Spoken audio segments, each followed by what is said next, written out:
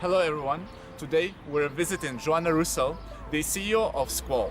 So watch the video until the end because there's going to be a special offer for you. One franc per drink.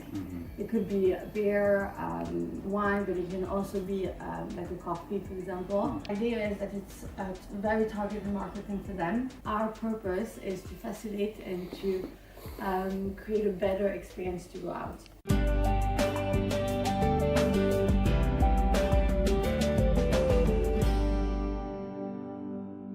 Today we're visiting Johanna Roussel, the CEO of Skwoll application. And we're going to do a small interview with her. So, hello Johanna. Thank you so much for having me. Hello. Thank you. Could you briefly tell us about who you are and what is Skwoll? Yeah. So I'm the CEO and co-founder of Skwoll. And Skwoll is basically an application for now on the iPhone and on the Apple Store and soon on as well on Android.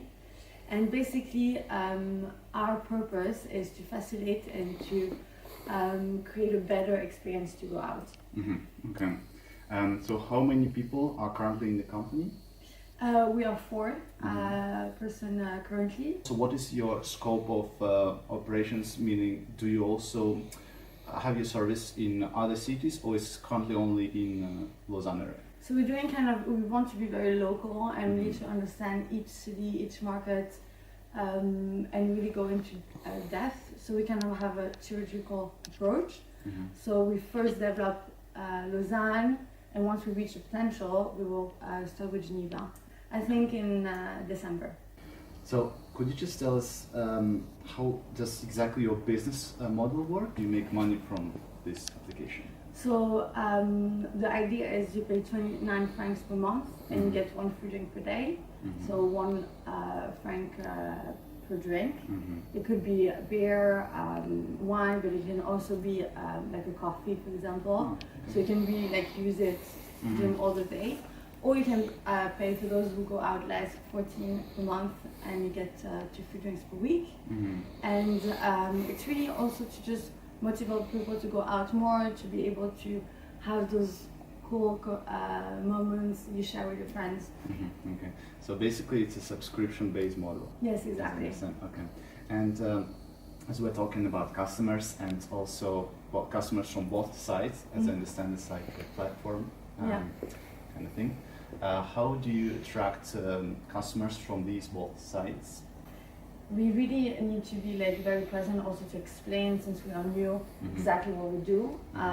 So we're creating a lot of events in collaboration with other organizations, associations of students and things like that. And just going on the street, giving away free drinks and kind of explaining what we do.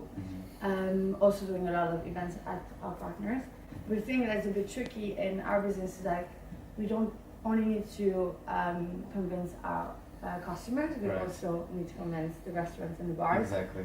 So it's really two. So how do you do it? How do you convince restaurants? Actually, it's the idea is that it's very targeted marketing for them. So when, for example, they do an advertising on Instagram, they have to pay this amount, but they don't know if it's actually going to attract customers. Their only cost is to give away a free drink. Kind of the idea in Italy when they give you the digestive in the end, it's kind of also friendly. I think the idea of this is also kind of sharing, okay, you're welcome here. And they only need to pay that or give that away once the customers are here. So it's very targeted marketing, and the people who have the application are already people who are going out. And how many clients do you have from both sides currently? So how many restaurants and bars and how many clients who physically go to these places? So in terms of restaurants and bars, we have 17 for now. But we only started 2 months ago, so it's going to be increasing as well in the next month. And in terms of customers on the B2C side, we have more than 300 now. and like 150 that are already paying. Do you have any external investments in your company? For now, no. So there's the other co-founder as well. We put our own money into it for now, and now we're starting to raise money. Okay. And do you have any strategy of how can you find investors, or like what have you done? Maybe like do you think about the business plan or something that can attract potential investors? Yeah. So it's important for them to really see what you're gonna do with the money. So yeah, to have a strong pitch deck is definitely useful, and they need to see the trend as well. So like the fact that the market is actually responding to the product already, and I guess just meeting them and letting them know exactly like your progress even before you raising money is very important. I think we were talking with some potential maybe since the beginning, even though we weren't looking for money, and that kind of changes the trend as well, because we come with them, we talk with them before we need them in a way. What kind of questions, or what are the most important things they ask you when they are considering your startup to invest? Because, for example, for me as a student and would like also maybe to open a business one day, it's quite an interesting question to know, okay, what kind of things they can potentially ask and what can you prove or what can you do about it? I think also they understand what I was kind of surprised about. I'm always, okay, they want to know, they want to see the market. Of course they're looking at that, the market, how you're actually operating, the cost and everything, but they also look a lot at the team. I think it's very important for them also to believe in the team, because in their experience, sometimes they saw a great business with a great idea, but the team wasn't working well together, and that's why it didn't work. So I think we don't, not only the financial aspects, even though they also look at that, but also kind of the team spirit, if you work hard, if you're ready to sacrifice it on your own and things like that as well. Yeah.